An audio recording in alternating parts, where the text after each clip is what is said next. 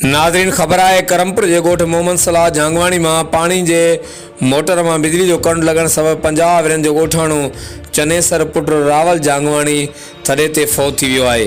फौती के वारसन गोठाणे के करमपुर की निजी अस्पताल आंदो। डॉक्टर पारां गोठाणे की फौतगी की तस्दीक करण बाद गोठाणे जो लाश घर पहुंचण ते कोहराम मची वियो, जॾहिं त इलाके में सोग वारी सूरत हाल है। जी नाज़रीन, अवां सां अफ़सोसनाक ख़बर की आगाही शेयर कंदा हलूं। करमपुर वेझो गोठ मोहम्मद सलाह झांगवाणी में पानी के मोटर में बिजली जो करंट लगन सबब 50 वरन जो गोठाणो चनेसर पुट रावल झांगवाणी थड़े ते फौत थी वियो है। गोठाणे जो लाश घर पहुंचण ते कोहराम मची वियो, जॾहिं त इलाके में सोग वारी सूरत हाल है। हर वक्त आगाह लाइ ॾिसंदा रहो GTN वेब न्यूज़ करम।